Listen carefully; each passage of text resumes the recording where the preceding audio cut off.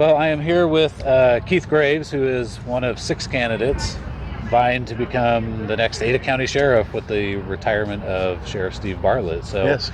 thank you for sitting down, and it's kind of the same questions for each candidate. And the first one's pretty simple. You know, Ada County, largest county population-wise in the state of Idaho, and you said, hey, I'm going to throw my name in the ring to become the next Ada County Sheriff. What kind of drove you to want to do that? Or, was it family, friends, or your own personal desire? I mean, what drove you there? So I had a couple of people that are community leaders that had been asking me to run for sheriff for a while. Okay. And to be honest, I had a great career. I did just shy of 30 years as a cop already, and I'm very proud of the career I had. And I was kind of hesitant to jump back in, but to be honest, the more they ask, the more I've been looking at what's going on in our community, and I'm seeing a lot of harms that are coming in that are detrimental to law enforcement, they're detrimental to the community, and it's kind of driving me to come back. I had a great career, but these things are scaring me as a citizen, and I'm worried about what's becoming of our community, and I want to be able to stop some of those bad influences from coming in. Okay. All right.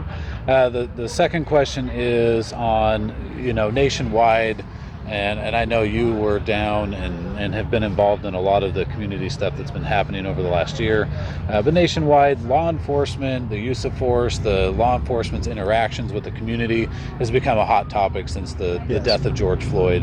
And so, looking at what is going on here in Ada County, how do you believe the Ada County Sheriff's Office or law enforcement maybe in general here in Idaho, how do you believe they are doing in their interactions with the community? Do you believe that there's any changes that would need to be made if you became sheriff on maybe the use of force, or is it okay the way that it is? Or So I can tell you right now, our cops at the Ada County Sheriff's Department are doing a phenomenal job. I'm not worried about the guys at the line level one bit. They have good community support. They're showing the community that they're doing a good job. The only thing I would change is, you do need to have more community involvement. I do believe that, we do need to work a little bit harder at having the cops at everyday functions within the community. So as an example, one of the things that I really like is, let's say, we patrol CUNA. So you separate CUNA into, let's say there's 10 officers at CUNA, you separate into 10 sectors, each officer gets a sector. And, certainly the guys that are showing up for 911 calls, they're just putting a Band-Aid on it, right? They're there to take care of the immediate need. But long term, having that community officer, let's say it's a drug house, and, the neighbors are tired of seeing that drug house.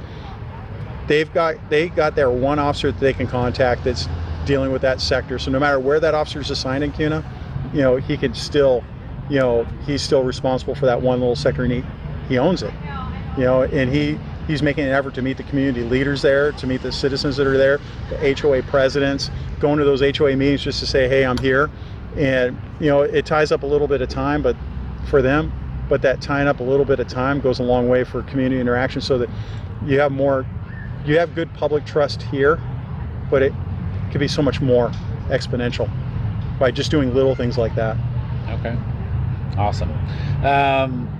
When the third question is, we have a very heavy Republican state here. We now have a Democrat-controlled Congress as well as a White House, and there's some ideas that obviously do not intermingle between the two parties there. How do you see your role as a sheriff potentially in? And this question comes from some of our readers on, hey, if there's something coming from the federal level, what are you going to do as sheriff, or how do you see your role as a sheriff potentially in interjecting or interposing yourself in that situation? So my job is to protect the citizens and to make sure that the officers feel emboldened to protect those citizens. I came from a place with a government that didn't obey the Constitution.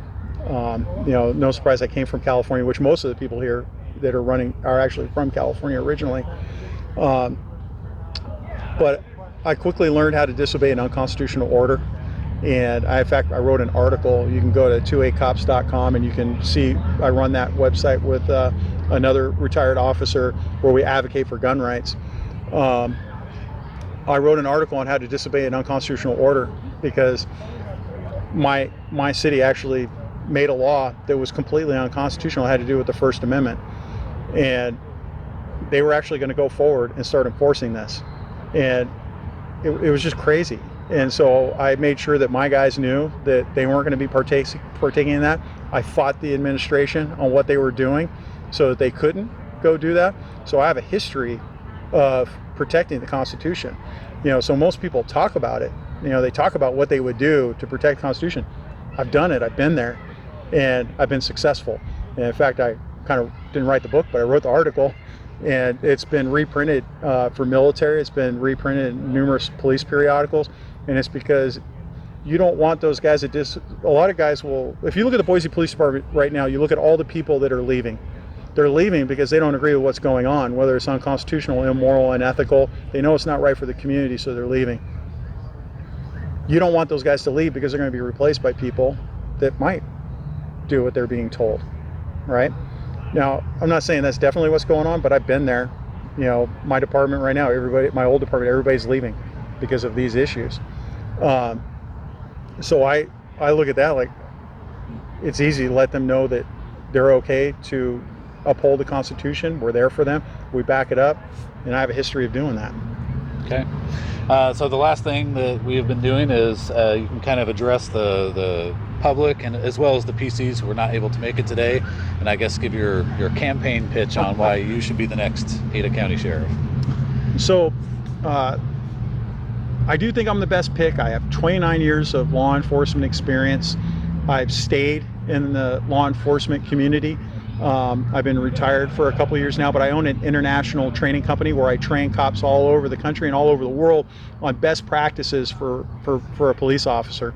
I stay in touch with those leaders, and in fact, I've been training personnel all over the Treasure Valley for at least 8 years, and coming up here. So I have that interaction with the line level people and a lot of the administration. I have the experience, I have the supervisory experience, and I have the leadership skills to just take care of the department. But also, I've dealt with all the issues that are coming in, like some of the things that are trying to push, like restorative justice, which is critical race theory for cops. I've already dealt with that stuff back where I came from. I see it starting here, and I can stop it from happening here because I'd be the sheriff, and I can keep it from happening, and make sure that our law enforcers are able to go out and do their job without worrying about retribution or what have you. Okay, awesome. Thank you, Mr. Graves. I appreciate your it. time.